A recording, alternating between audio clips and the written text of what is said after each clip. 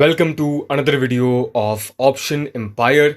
आज के इस वीडियो के अंदर हम लोग बहुत ही ज़्यादा इम्पॉर्टेंट एक टॉपिक के बारे में बात करने वाले हैं जिसका नाम है स्टॉक डीमर्जर। अब ये डीमर्जर टर्म क्या होता है तो उसके बारे में हम लोग जानने वाले, साथ ही साथ हम लोग यहाँ पे ये चीज़ भी जानने वाले कि इसका कितना टाइप्स होता है, साथ ही साथ इसके एडवांटेजेस क्या क्या है और डिसएडवांटेजेस क्या क्या है। तो सभी चीज़ हम लोग यहाँ पे एकदम डिटेल में जानने वाले। तो जैसे कि आप सभी को पता है कि यहाँ पे कुछ दिन पहले रेमंड्स कंपनी का डीमर्जर हुआ था, जहाँ पे रेमंड्स कंपनी यहाँ पे दो पार्ट में डिवाइड हो गया। मतलब अभी तक वो यहाँ पे डिवाइड नहीं हुआ है, लेकिन आने वाले कुछ दिनों में वो यहाँ पे दो कंपनी में डिवाइड हो जाएगा। पहला है रेमंड्स और सेकंड है रेमंड्स लाइफस्टाइल। अभी यहाँ पे हम लोग डीमर्जर का थोड़ा सा डेफिनेशन को देख लेते हैं। A demerger is a form of corporate reconstructing in which a business is broken into components. This unit operate on their own or may be sold or liquidated as a divestiture. तो सरल भाषा में अगर हम लोग बताएं तो इसका मतलब यह है कि जब किसी कंपनी को दो पार्ट में डिवाइड कर दिया जाता है तो उसी को यहाँ पे कहा जाता है डीमर्जर। अभी यहाँ पे ये डीमर्जर काम कैसे करता है तो वो चीज़ हम लोग यहाँ पे जान लेते हैं। तो देखो, जब यहाँ पे कोई एक कंपनी बहुत ज़्यादा बड़ा हो जाता है और जब उसके अंदर फंक्शंस बहुत ही ज़्यादा बढ़ जाता है तो किसी ना किसी पॉइंट पे आने के बाद ये डीमर्जर एक एसेंशियल इक्विपमेंट हो जाता है कंपनी के ग्रोथ के लिए।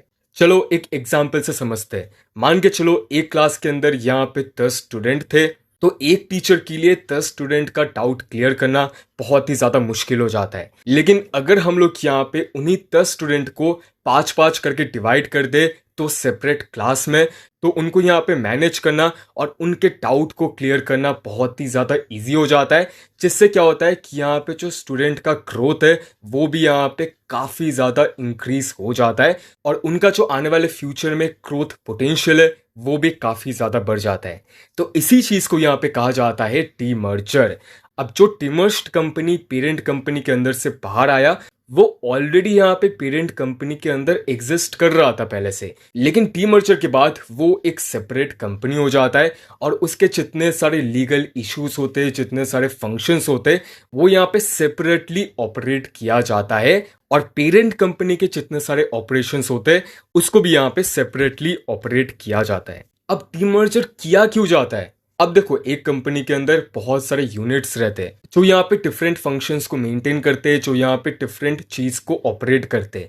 लेकिन कुछ यूनिट्स यहाँ पे ऐसे भी होते हैं जो कंपनी के लिए प्रॉफिटेबल नहीं होता, मतलब कि वो एकदम यूजलेस यूनिट होता है जो कंपनी के ग्रोथ को हैम्पर ही करता है। तो कंपनी के डीमर्जर के बाद क्या हो जाता है, जितने भी यहाँ पे यूजलेस यूनिट्स होते हैं तो उनको यहाँ पे हम लोग निकाल सकते हैं और जो मोस्ट प्रॉफिटेबल यूनिट है उसी पे हम लोग फोकस कर सकते हैं। डीमर्जर करने से शेयर होल्डर का जो वैल्यू है तो वो भी यहाँ पे काफी हद तक बढ़ता है। साथ ही साथ जो यहाँ पे न्यू एंटिटी डीमर्जर होने के बाद फॉर्म हुआ उसके अंदर हम लोग काफी अच्छे से फोकस कर सकते हैं और उसके ग्रोथ में भी हम लोग काफी अच्छे से फोकस कर सकते हैं। अब ये डीमर्जर यहाँ पे 3 टाइप के होते हैं। पहला है स्पिन ऑफ, सेकेंड है स्प्लिट, थर्ड है लिक्विडेशन डीमर्जर। तो इसके बारे में हम लोग किसी और वीडियो में जानने वाले, लेकिन अभी यहाँ पे सबसे इंपॉर्टेंट एक टॉपिक को जान लेते जो कि है advantages and disadvantages of demerger. तो जैसे कि मैंने आपको पहले भी बताया, सबसे जो पहला एडवांटेज है डीमर्जर का वो है शेयर होल्डर के वैल्यू को बढ़ाना। देखो, जब यहाँ पे कंपनी डीमर्ज हो रहा है तो यहाँ पे 2 एंटिटी फॉर्म होता है। तो अगर किसी शेयर होल्डर का पेरेंट कंपनी के अंदर शेयर होल्डिंग था तो उसको यहाँ पे जो न्यू एंटिटी फॉर्म हुआ तो उसके अंदर भी उसको फ्री में शेयर्स मिल जाता है, जो कि एक शेयर होल्डर के लिए बहुत ही ज्यादा अच्छी बात है। अब सेकंड जो मोस्ट इंपॉर्टेंट एडवांटेज है वो है कि बिजनेस डिसीजंस को बनाना बहुत ही ज्यादा आसान हो जाता है बिना पेरेंट कंपनी के इंटरफेरेंस के। अब बात कर लेते हैं डिसएडवांटेजेस के बारे में। तो डिसएडवांटेजेस यहाँ पे कुछ कुछ है, जैसे कि टैक्स लायबिलिटीज। जब भी यहाँ पे एक न्यू एंटिटी फॉर्म होता है तो उसके अंदर कुछ टैक्स लायबिलिटीज आ जाता है, जिस वजह से यहाँ पे थोड़े कॉम्प्लिकेशंस आ सकते हैं न्यू एंटिटी जो फॉर्म हुआ उसके अंदर। अब सेकेंड जो मोस्ट इंपॉर्टेंट डिसएडवांटेज है वो है रिक्वायर्स शेयर होल्डर अप्रूवल। अब देखो, जो यहाँ पे पेरेंट कंपनी के शेयर होल्डर्स थे तो उनसे सबसे पहले अप्रूवल लिया जाता है कि हमें डीमर्जर करना चाहिए या नहीं करना चाहिए।